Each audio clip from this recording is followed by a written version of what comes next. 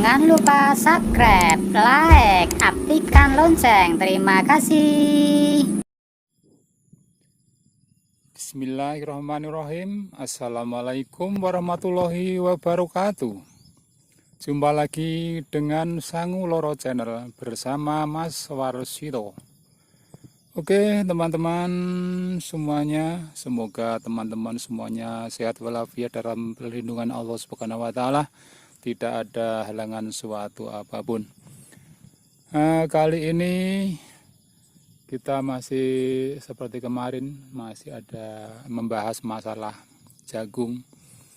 Oke, yang kemarin kita bahas masalah pemupukan jagung yang tepat akan menghasilkan jagung yang maksimal atau hasil akan berlipat-lipat.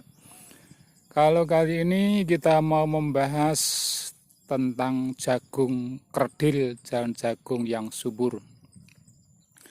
Oke, teman-teman sekalian, sebelum kita lanjut membahas permasalahan jagung yang kerdil, jangan lupa teman-teman semuanya yang nonton berikan subscribe-nya, tekan tombol subscribe di bawah video, dan juga gambar jempol tulisannya like ditekan juga. Ndak kalah pentingnya aktifkan tombol lonceng yang ada di sampingnya tulisan subscribe. Tulisan subscribe itu tulisannya subscribe gitu. Jadi mungkin yang orang-orang yang nggak paham mana sih tulisan subscribe, nah ini tulisan subscribe tulisannya subscribe. Nah itu ditombol saja, karena mensubscribe juga itu Anda termasuk sodakoh, atau kalau dikaitkan dengan ibadah Anda sodakoh kepada yang punya konten itu. Fa insyaallah sodakoh itu ada pahalanya kalau Anda ikhlas, Anda ambil ikhlas, dan pahalanya nanti akan berlipat ganda, termasuk insyaallah jadi amal yang jariah gitu. Makanya oleh itu teman-teman semuanya jangan ogah-ogahan mensubscribe dan menombol like, juga mengaktifkan loncengnya.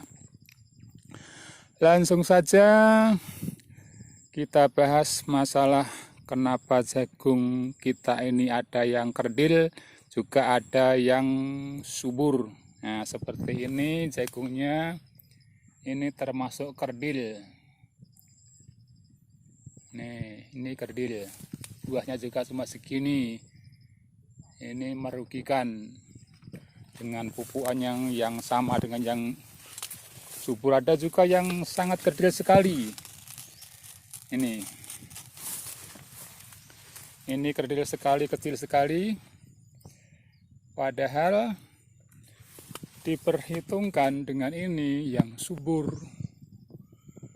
Ini umurnya jagung ini sama, bibitnya sama,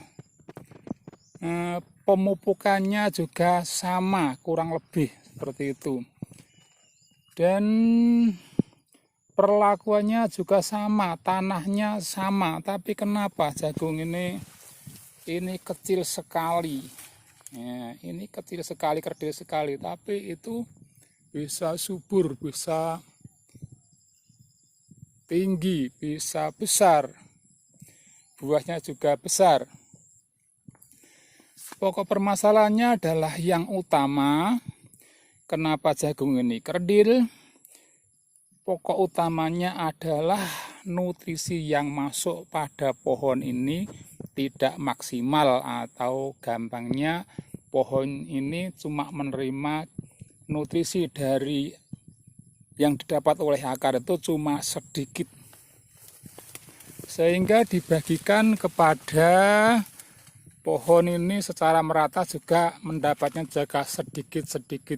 Beda lagi kalau jagung yang subur seperti ini, yang tinggi, yang besar, yang menjulang, ini memang hasilnya dari akar. Nutrisi yang didapat dari tanah itu memang banyak, penyerapannya maksimal, sehingga dibagi kepada pohon jagung juga pembagiannya banyak, bagiannya juga lebih besar daripada jagung yang kerdil ini. Mengapa yang terjadi adalah jagung ini, yang kerdil ini, mungkin akarnya juga tidak seperti jagung yang subur seperti ini.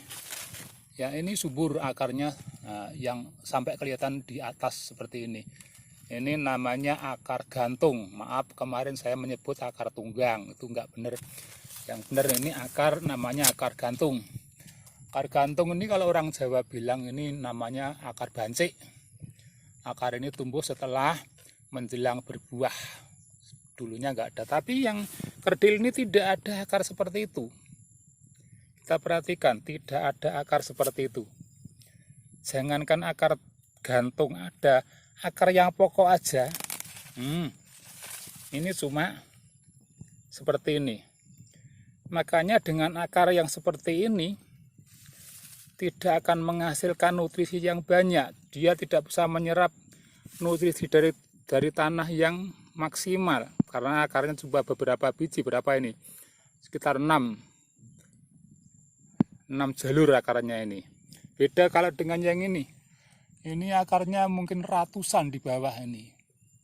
Makanya jagung ini juga bisa tumbuh maksimal, juga bisa besar, bisa tinggi. Tapi karena ini akarnya seperti ini, jagung ini tidak bisa menyerap nutrisi dari tanah dengan maksimal, sehingga hasilnya seperti ini. Jagung ini kerdil. Tuh. Apa yang terjadi setelah akar tidak bisa menyerap nutrisi yang maksimal? Yang terjadi adalah jagung ini mempunyai umur yang terbatas, sama yang jumbo yang subur juga umurnya terbatas, yang ini juga umurnya terbatas sama, yaitu sekitar 105 hari. Nah, setelah jagung ini punya usia 105 hari dibagi dengan 2 fase. Yang pertama adalah fase vegetatif. Fase vegetatif itu saatnya jagung itu bertumbuh, saat masa pertumbuhan. Dia baru membuat batang, membuat daun yang rimbun, batang yang besar. Ini saat pertumbuhan disebut juga masa vegetatif. Itu di antara usia 0 sampai kurang lebih 45 hari. Ini usia vegetatif, usia membuat badannya, tumbuhan ini dibentuk. Sama juga yang kerdil ini. Yang kerdil ini juga punya masa seperti itu. Nah, di dalam masa pertumbuhan, karena jagung-jagung ini mendapat nutrisi, mendapat unsur hara dari tanah yang diserap, dibagi kepada seluruh anggota tubuhnya jagung ini, sehingga yang menghasilkan nutrisi sedikit dari tanah ini dibagi kepada daun, kepada batang, kepada buahnya seperti ini.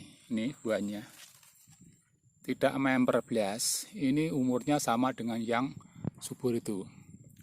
Ini juga bagian cuma sedikit.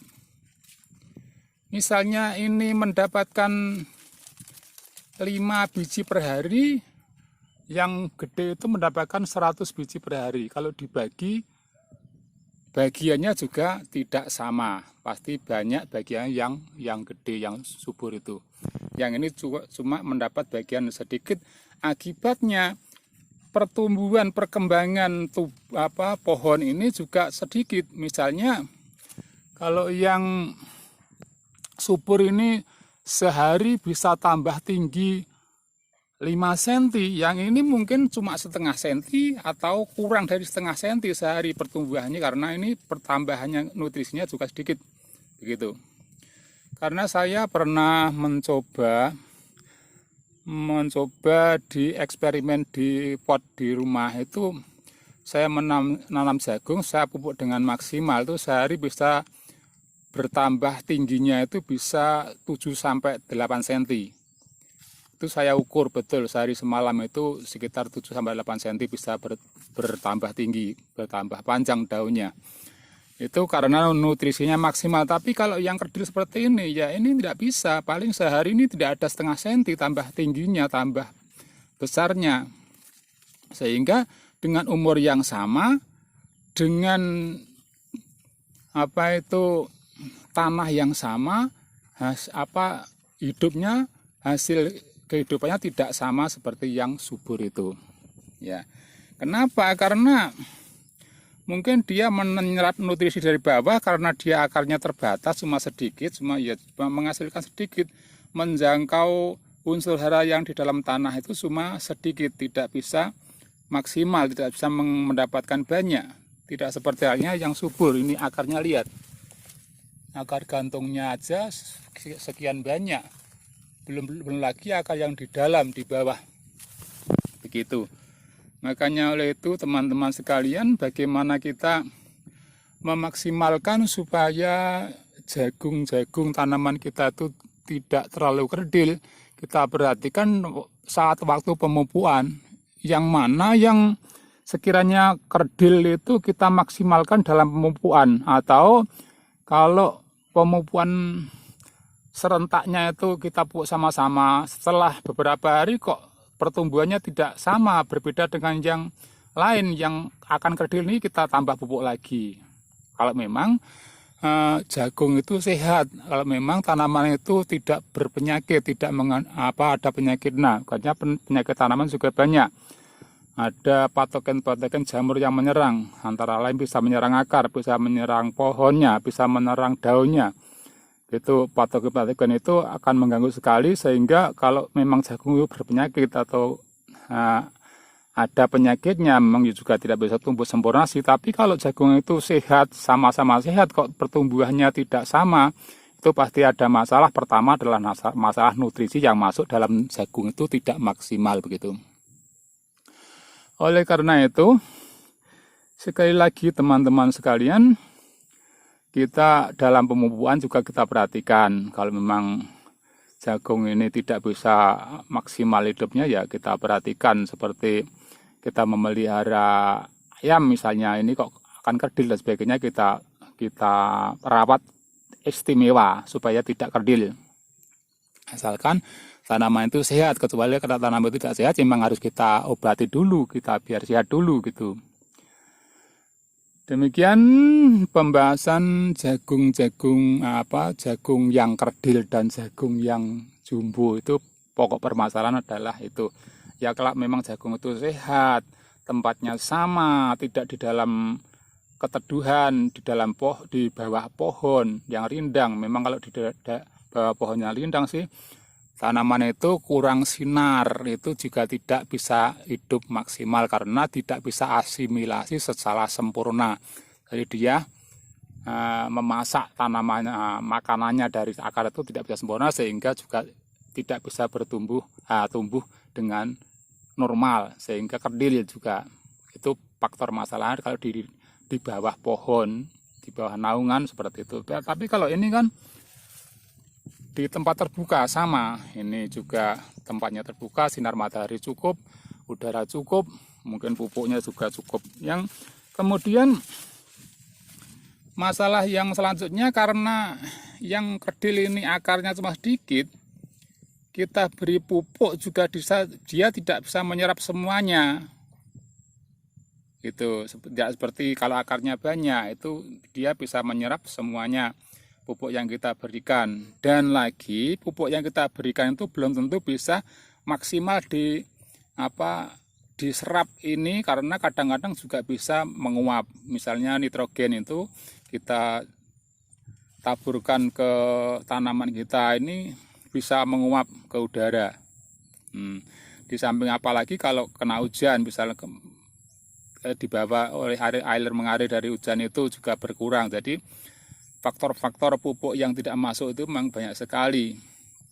Belum tentu kita yang ini kita beri pupuk 1 sendok, yang ini 1 sendok, ini belum bisa masuk, belum tentu bisa masuk semuanya. Kadang-kadang juga tidak bisa masuk karena faktor-faktor lain, jadi bisa hilang dengan tidak kita inginkan bisa hilang di tanah itu karena begitu. Tapi faktor utamanya adalah akar ini tidak bisa maksimal menyerap nutrisi, sehingga nutrisi yang masuk kepada tanaman jagung kita itu tidak bisa maksimal seperti itu. Makanya dengan umur yang sama, dengan perlakuan yang sama, dengan tanahnya juga yang sama, jagung ini tidak bisa sama hidupnya. Itu pokok masalahnya adalah nutrisi yang masuk kepada pohon jagung itu tidak bisa maksimal.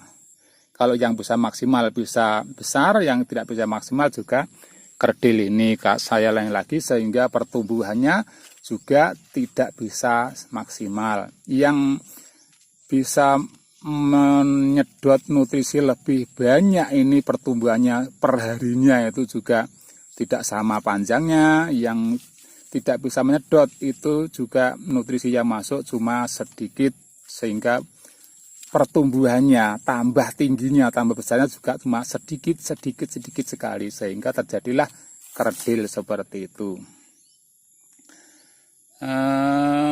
Mungkin demikian teman-teman, jangan lupa subscribe-nya, kita harapkan, kita tunggu-tunggu, jangan ogah-ogahan, dan itu gratis, tidak membayar.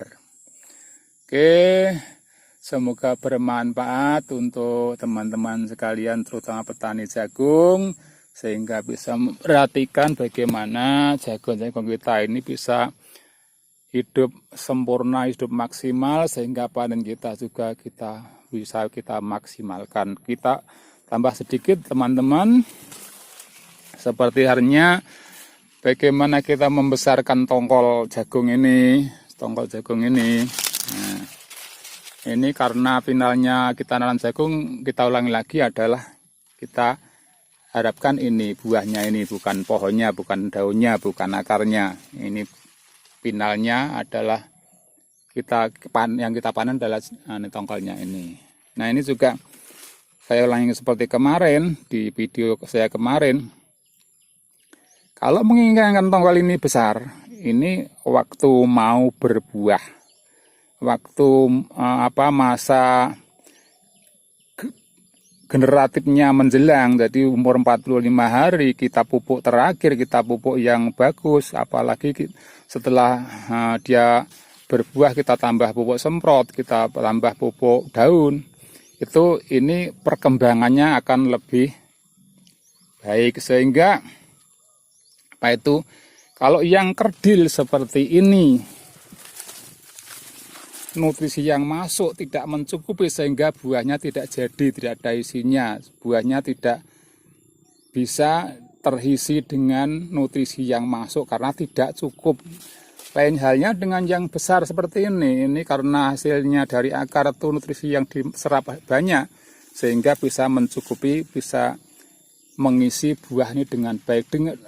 Supaya buah ini bisa besar, bisa terisi dengan baik, nutrisi yang ada harus besar. Karena pertama di waktu masa primordia, masa bunting, masa bikin calon tongkol ini, kalau emang nutrisinya banyak, yang masuk ke dalam calon tongkol ini banyak, sehingga pertumbuhannya tiap hari juga lebih banyak, lebih gede, lebih cepat besar.